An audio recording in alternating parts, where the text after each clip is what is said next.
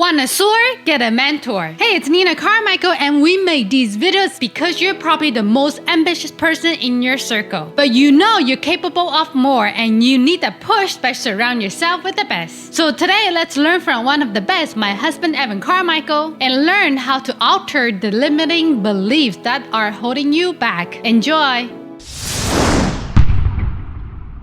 Okay, let's kick it off with rule number 1, shift your beliefs. Your next big step forward in life will come from a big shift in perspective on one of your beliefs. Your habits, your routines, the results that you're getting all come from what you believe to be true about your life and the world. And for you to get different results than you're getting right now in your life, you're going to have to change your perspective on one or more of your beliefs. So this topic makes me think about my favorite comment of all time. If you think about my YouTube channel, I've had it for 11 years and I don't know how many thousands of comments. My favorite comment of all time was we profiled a black entrepreneur, and one of the guys in the comments said, growing up, my parents taught me that black people were the N-word. And you just changed my perspective today. I was willing to learn from a black man.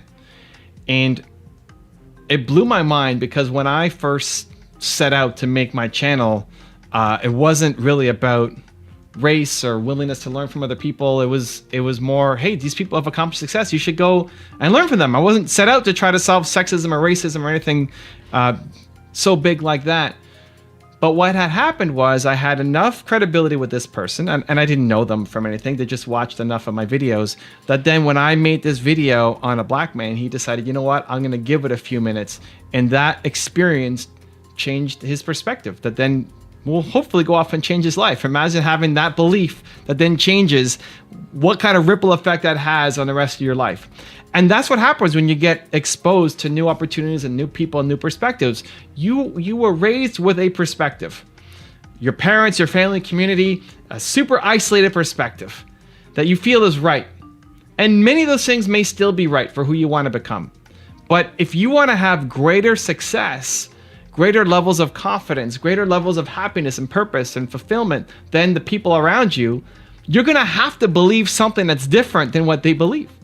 You're going to have to surround yourself with other people who've actually gone off and done that thing because the people around you aren't giving you the thing that you need. And so that's one of my main goals with this channel.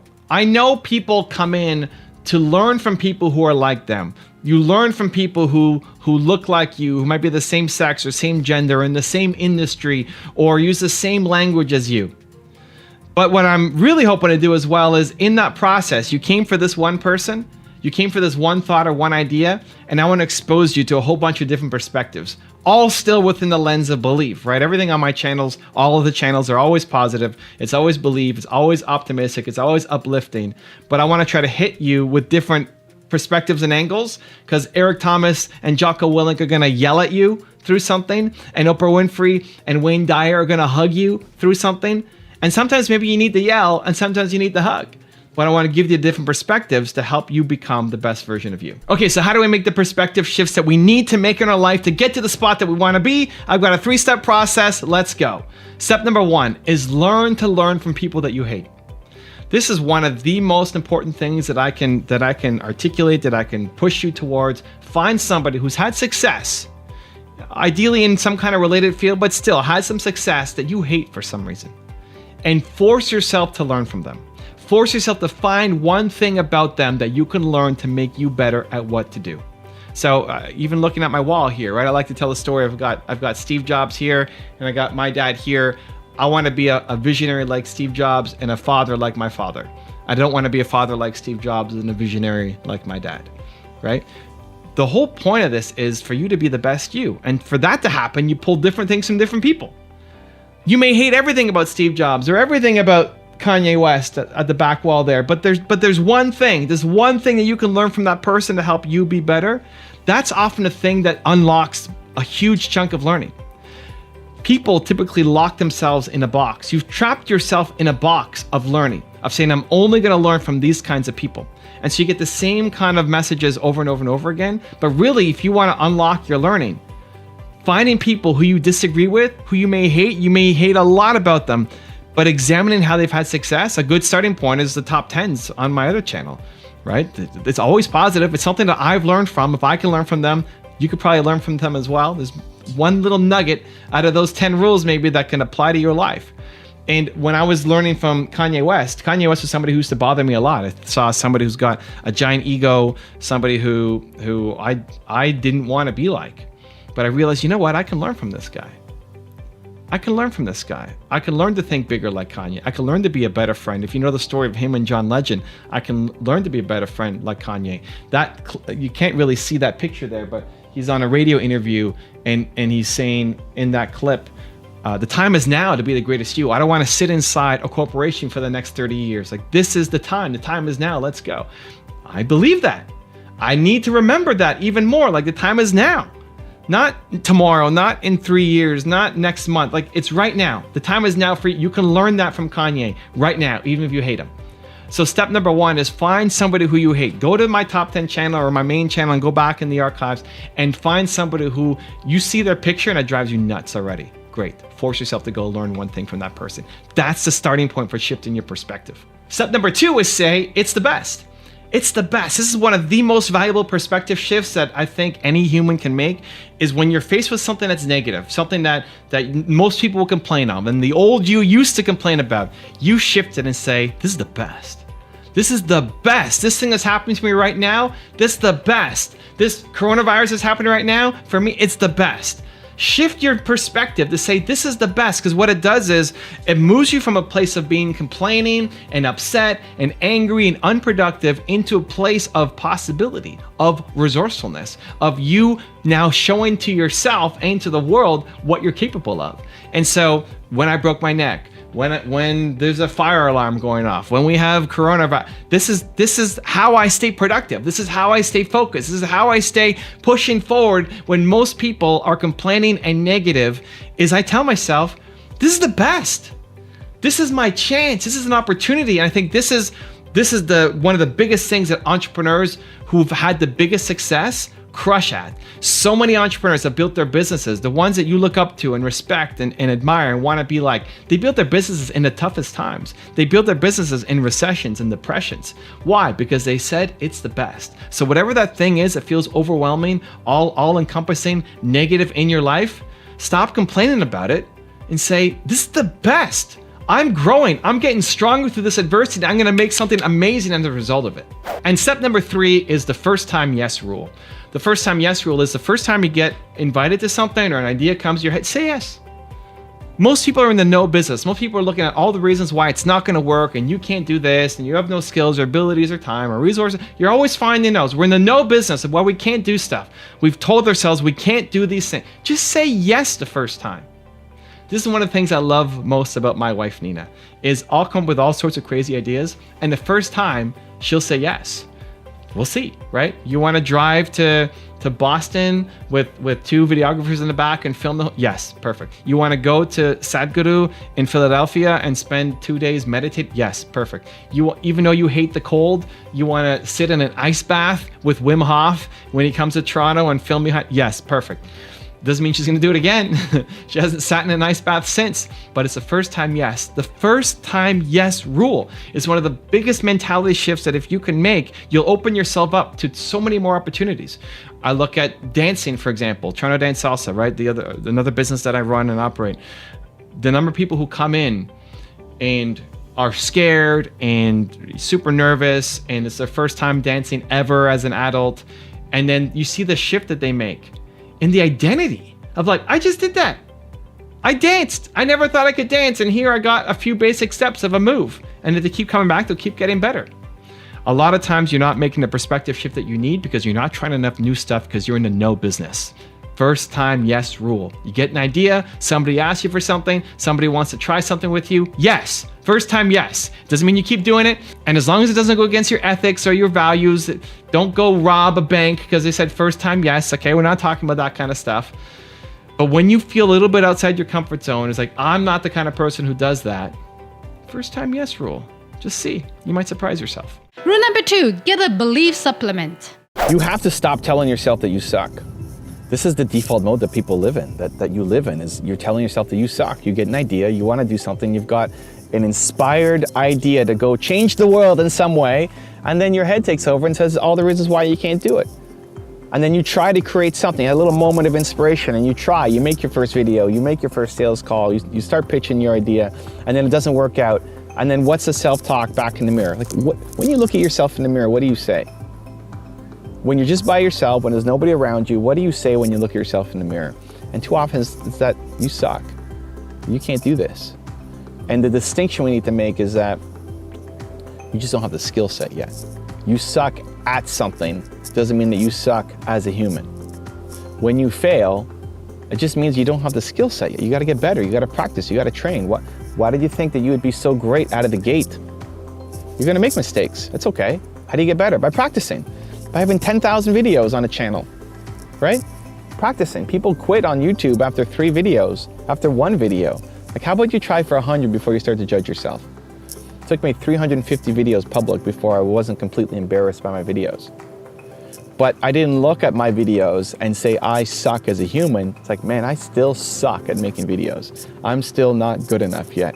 I still can't get my message across. I still don't have the emotional commitment to my message. So many things that was wrong with my videos, but it never became, Evan Carmichael, you suck as a human being. It's like, okay, this is what's wrong, and I need to keep working on it to get better, to improve. I think most of you could get better than me super quick.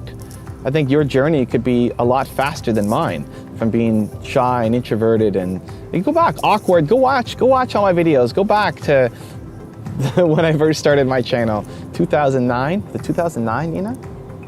2009, what year is it now? Yeah, 2009, April 2009? Man, go back and watch how bad those videos were as the journey. You could get there a lot faster. The only difference is you're starting something, not getting results, and feeling that you suck as a person, where I'm starting it and just recognize I don't have the skills yet to keep going. So you could be great. I like to say you've got Michael Jordan level genius at something. But you gotta find it, you gotta own it, and you gotta use it to serve the world. That's why you're here. That's why you're watching these videos. That's what entrepreneurs do, the best entrepreneurs. It's what you do. You're trying to create value. You're trying to help. You're trying to serve. Your purpose comes from your pain, right? You want to help all the people who currently are who you used to be. And you can do that. You can shift them. And your story can inspire them, but only if you start doing something. So what are the hacks? What are some of the ways to actually make that shift? To stop believing your story. To stop living in the same cycle, in the same loop, in a downward path of feeling like it's hopeless, that it's never going to happen for you. How do you get out of it? Well, one, you need to add the supplements to your life. And you know how you don't have enough vitamin D? You know how most people in North America don't get enough vitamin D, and you should take a vitamin D supplement? Or most people don't get enough omega-3 fatty acids, and so you take a supplement. You need to have a belief supplement. You need a daily belief supplement. And maybe you get that from these videos, which is why I created the Espresso series. Maybe you get it from something else, but it has to be daily. You have to have a daily belief supplement that you add to your life, because if it was already in your life, you would need a supplement, right? What's the idea of a supplement? You add it, you supplement it to your life because it's missing. Because for you to be the next you, for you to meet potential you, and to make it happen, and to be the Michael Jordan of the thing that you want to be great at, you don't have it yet. You've got the seeds inside you, but you don't have the belief. So you have to supplement with belief every day. Just like you should be taking your vitamin D supplement every day. we need a believe line of supplement for vitamin D. That'd be fun. You get your vitamin D and you get your belief all at once. You need to supplement with belief every day. It's got to be part of your daily routine. The second thing, though, I would say is pay attention to your words. Pay attention to the language you use. So the 3 triggers for me are scary, difficult, or hard. When I say those words, when I think those words, when I feel those words, when I write those words, it's a trigger for me to do, because that's my story. That's my old story. That is some bright sun. That is my old story, that I can't do it because it's scary. I can't do it because it's difficult. I can't do it because it's hard. And the identity shift that I have been making and continuing to make is that Evan Carmichael does difficult things. Evan Carmichael does scary things. Evan Carmichael does hard things. And that identity shift has changed my entire life. That has me doing a lot of things that I would never have previously done, that are in service of my mission, and that make me feel a lot more confident in myself, love myself more, and have more belief. Also, if you want to have more self-confidence and self-belief, the science says it can take up to 254 days of consecutive action for you to shift that habit forward. So I've designed a special free program to help you get more self-belief for every day. For 254 days, I will send you an email to an unlisted video that if you watch it, will shift your confidence forward. The links to join for free are in the description below.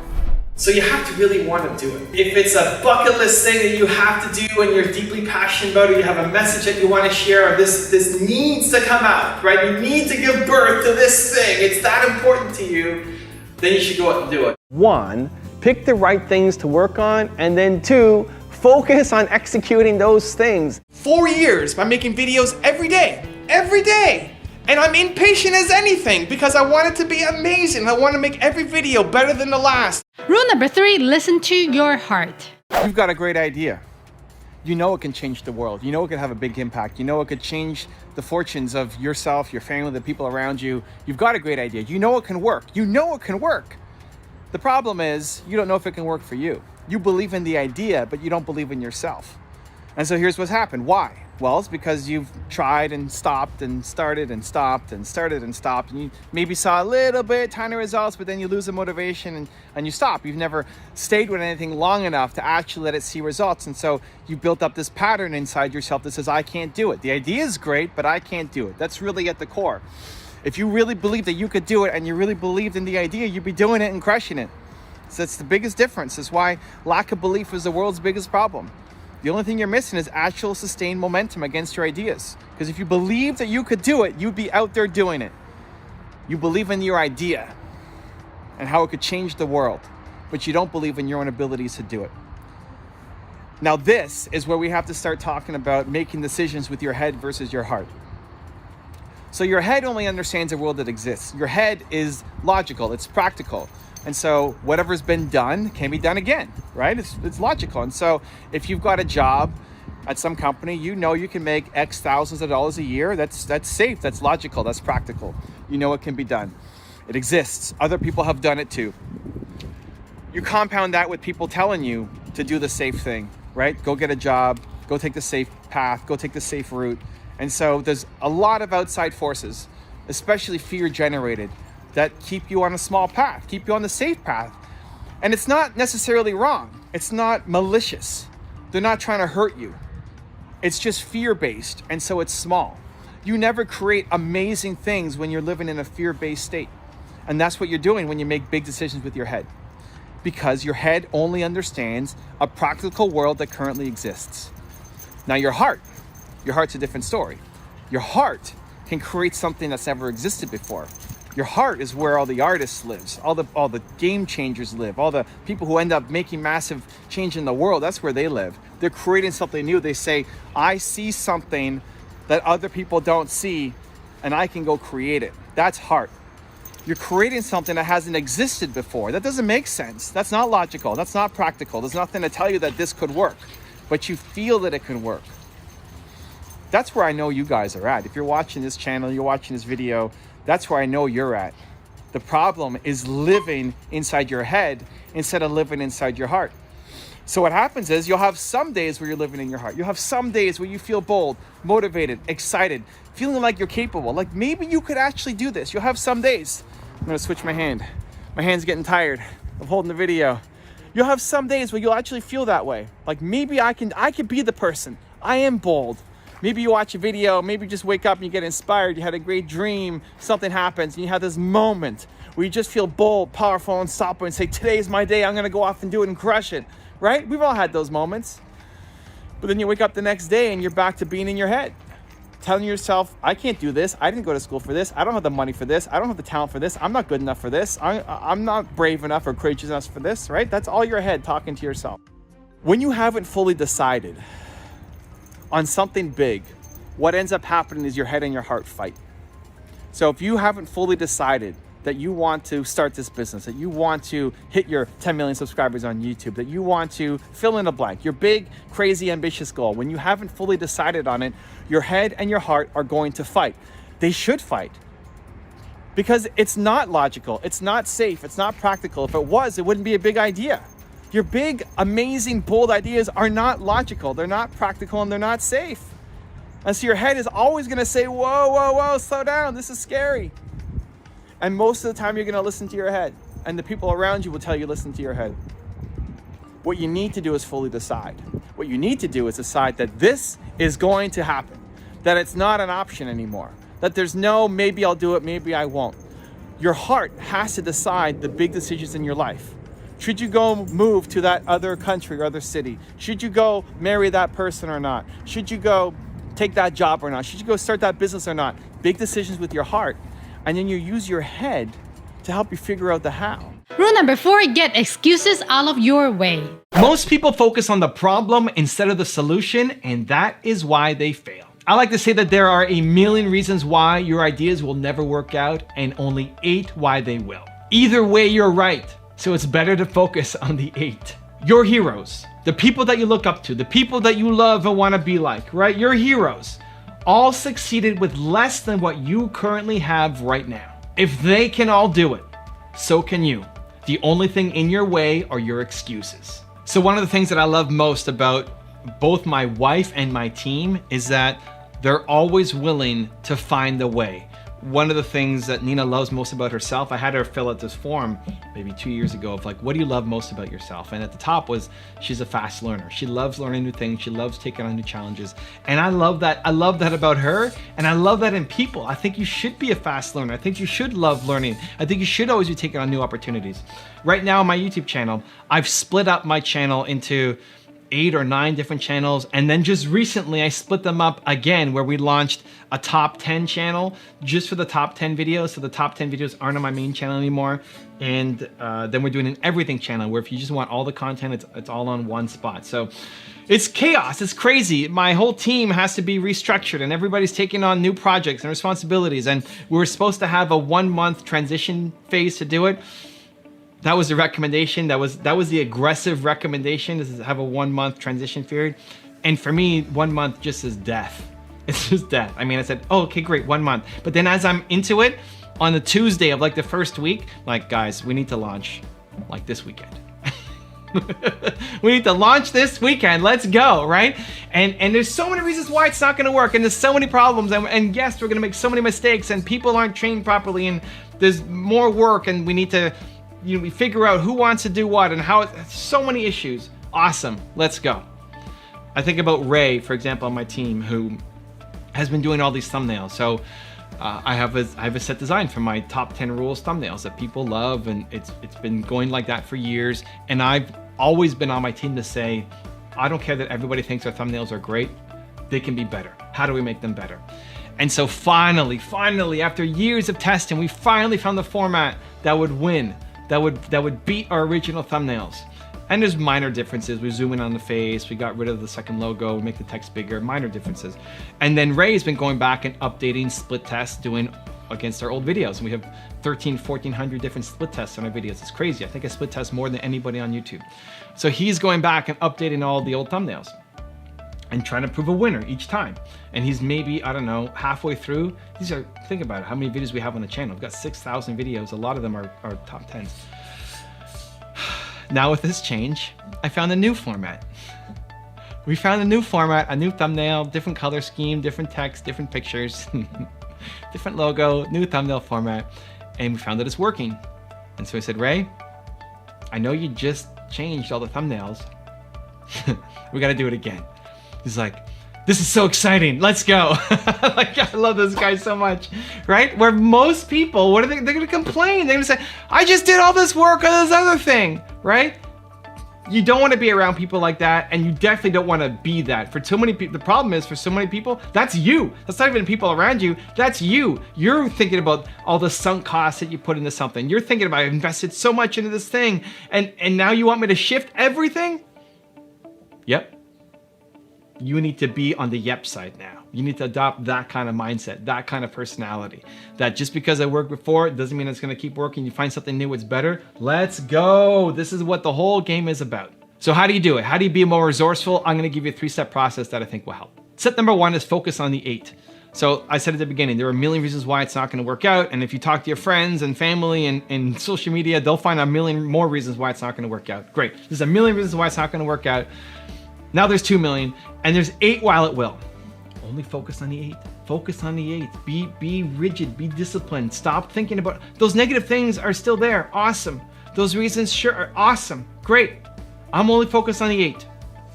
I don't care about all the reasons why it's not going to work out.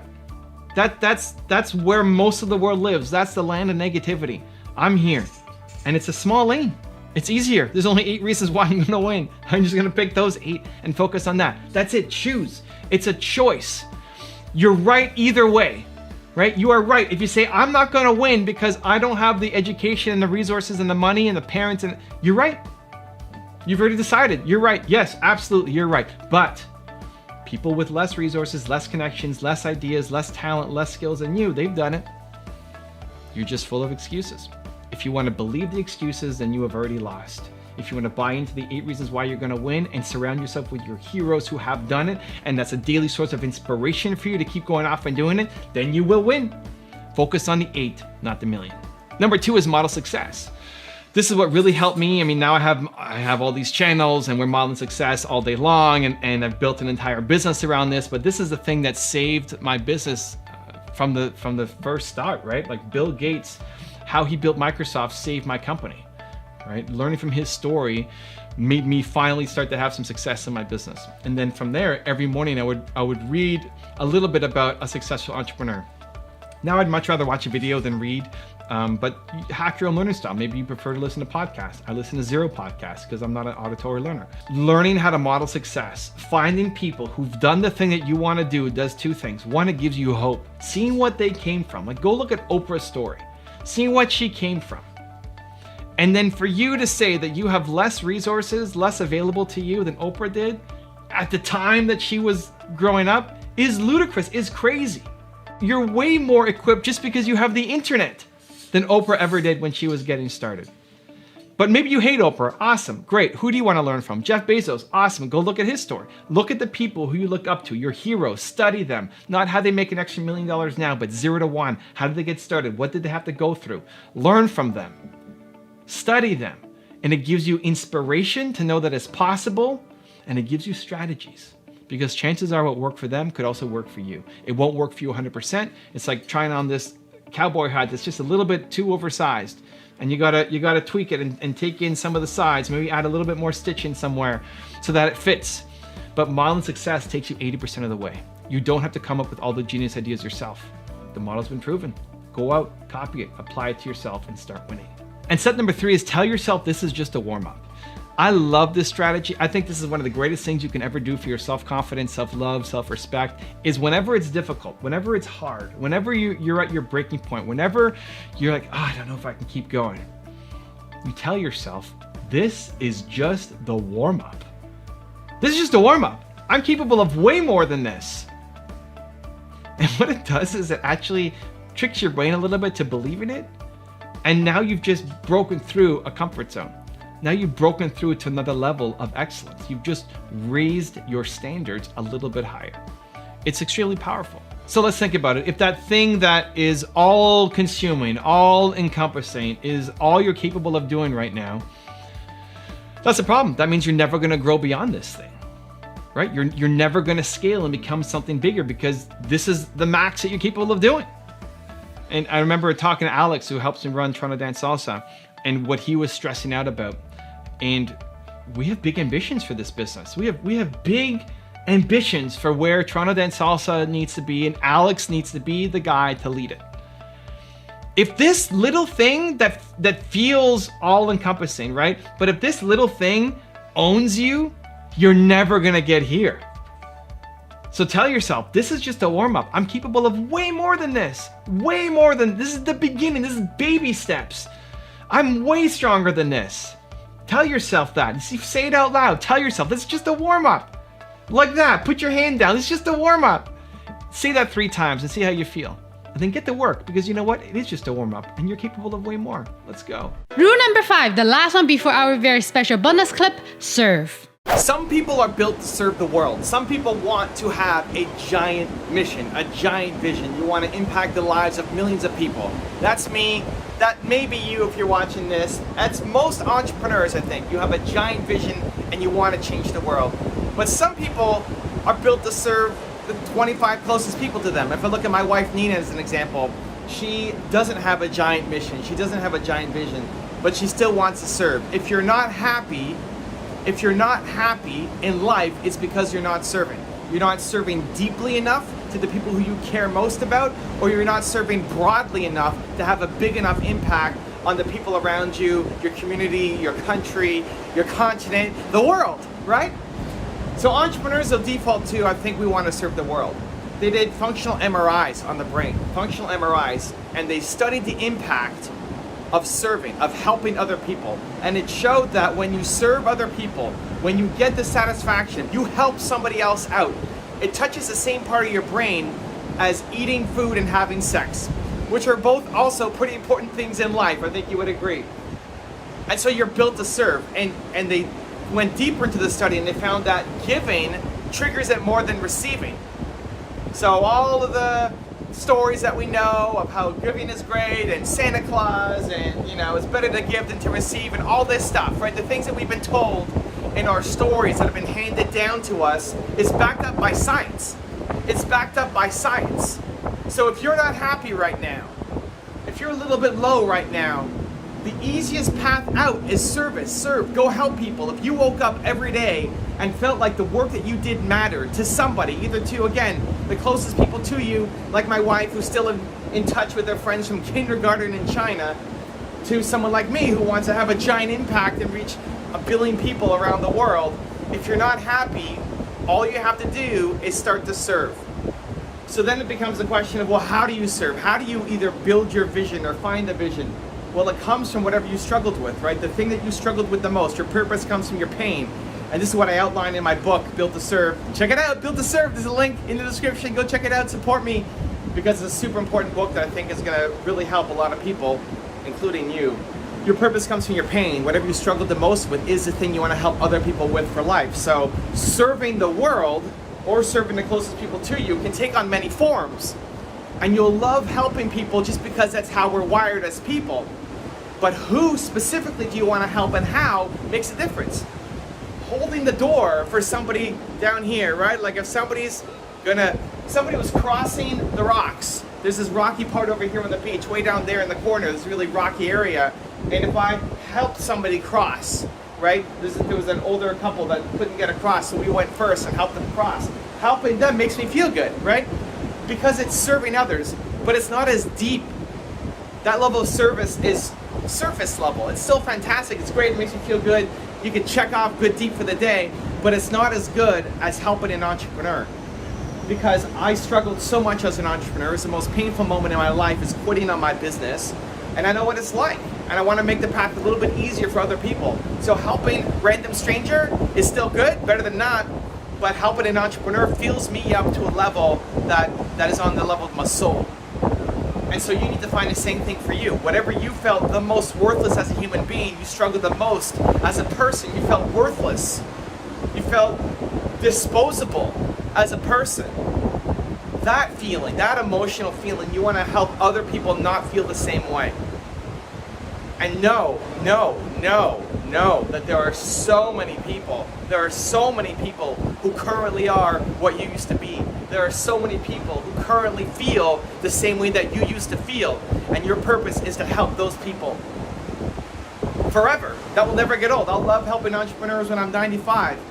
I struggled. The lowest point in my life as an entrepreneur, as a human, was when I was 19.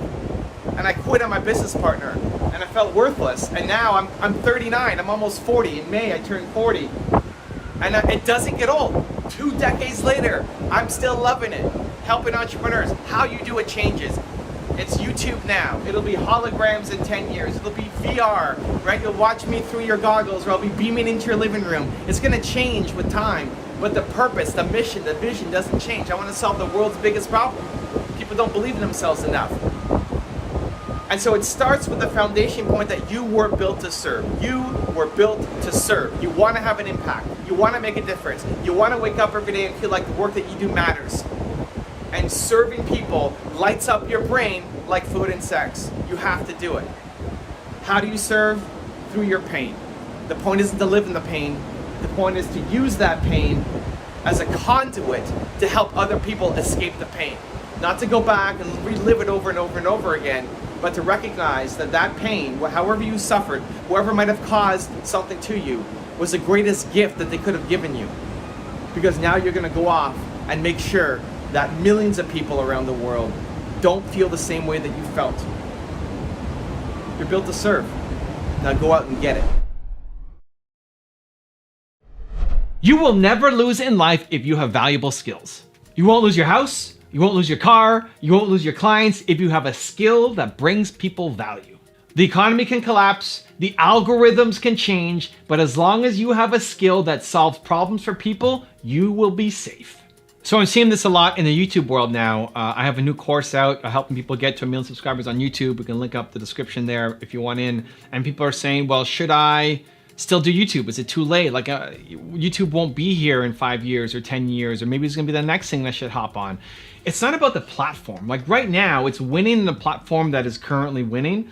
You need to crush it, right? Like YouTube should be your home. If you're trying to make an impact, you're trying to be a thought leader, you have a message to spread, YouTube has to be your #1 place. It just has to be right now. Otherwise, you're not making a smart decision. But whether YouTube is still around in 20 years, 5 years, doesn't matter. Because the skill set that you learn, you can take anywhere. The ability to communicate, you could take to any platform. You could take to the next thing.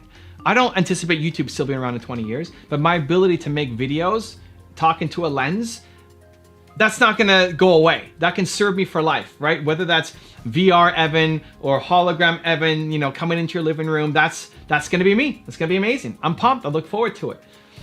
Any algorithm change that people are freaking out about, anybody who's complaining about the economy going down or the algorithm changing, you've already lost. That's a losing mindset. When I was first starting my YouTube channel, I always saw the algorithm as a chance to win, right? You should see, if you're a small creator on any platform, YouTube, Instagram, anything, and the algorithm shifts, that's your greatest advantage. You should be cheering. You should want more algorithm changes. If you look at a traditional, established, boring market, it's hard to win. Real estate could be hard to win, right? Financial markets can be hard to win. It's not that it's not possible, it's just hard to win because there's a lot of people who have decades of experience and no more than you, and it's hard to close that gap of experience. With social media, with YouTube, every time there's a big algorithm change, the people who are experts at the last thing, they're crying instead of adjusting. That's how you win. That's how you get ahead of them. That's how you become the top dog, is because you're gonna go learn the new algorithm when everybody is wishing and hoping that the old algorithm comes back.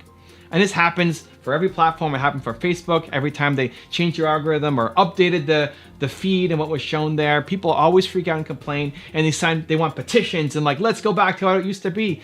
Don't sign those petitions. Don't jump on that bandwagon. That is loser thinking. Never, ever, ever, ever, ever, ever, ever do that. It's loser thinking, and that's how most people think.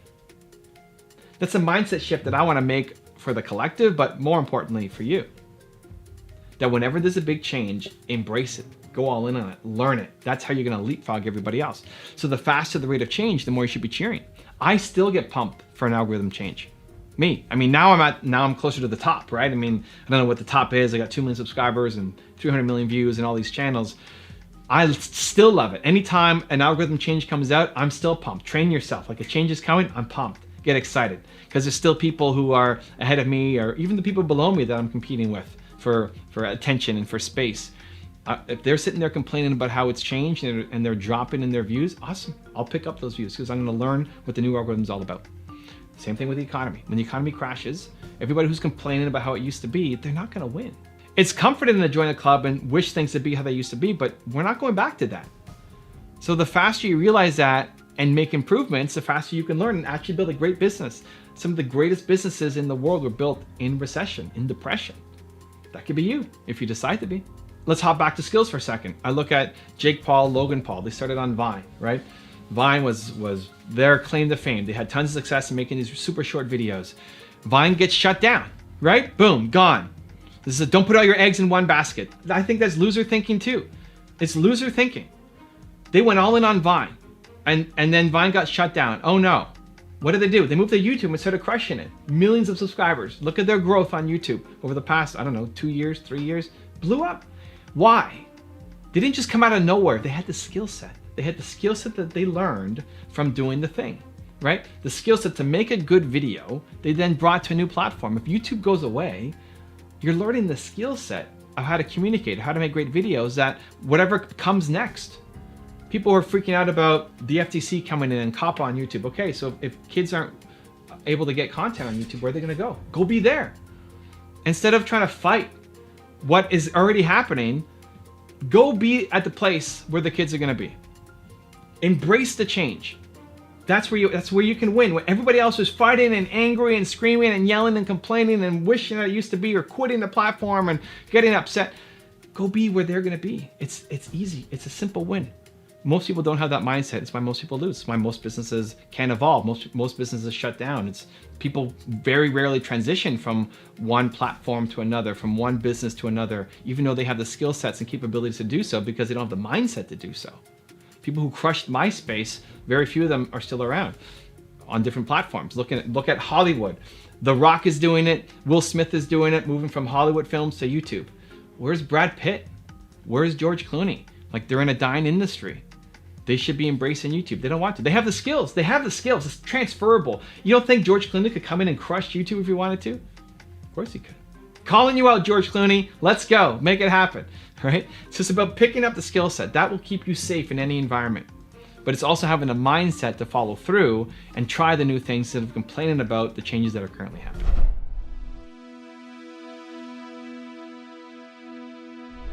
Because you made it this far in a video, I want to celebrate you. Most people start and don't finish. Most people never actually follow through. Most people say they want something, but they don't ever do the work to actually get it. But you're different.